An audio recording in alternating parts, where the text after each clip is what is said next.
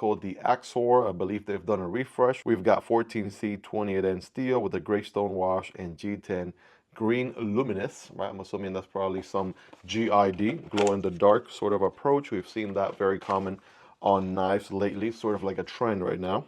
So without further ado, let's go ahead and dig in here. Zipper pouch with the Wixco little logo in the front. We've got the knife, we've got a card, we have a wiping cloth, your usuals there. And here is the knife at last. First impressions, this is definitely a very green, if anything. Loving the gray, right, sort of accents here. Liners are all grayed out, standoffs, two of them to be exact. Sandwich construction, grayed out blade, thumb studs for deployment. So let's go ahead and send it. Bam, right there is your geometry on the Axor, which is one of my favorites, right? Nice little sheep's foot, warny sort of combo there with a flat grind and a beautiful gray stone wash.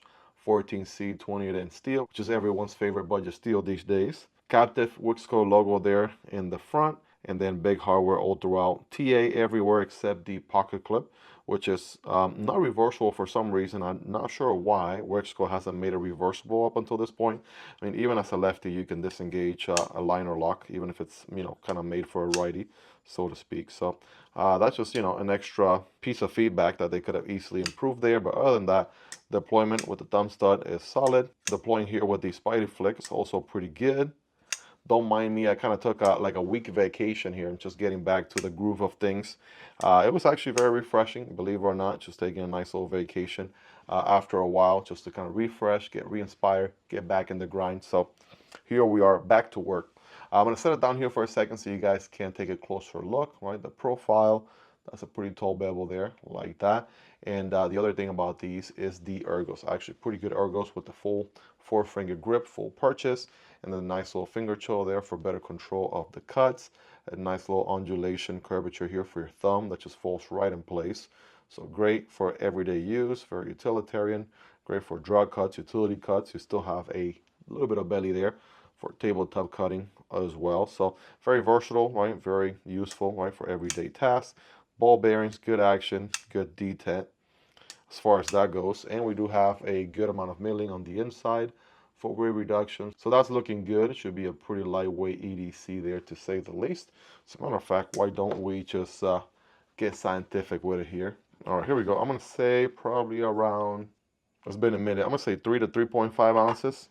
Well, actually a little bit more, 3.9 ounces or 109 grams. So pretty decent weight, right, for the kind of knife that it is. Not too heavy, not too light. I mean, not going to be a Benchmade bug out, featherweight or anything like that anytime soon. But while we're here, might as well get some quick measurements. For my knife nerds out there, we have, 7.5 inch overall length, 3 1/4 on the blade, just under 3 inches, like 2.9 on the cutting path, and the handle is 4.25.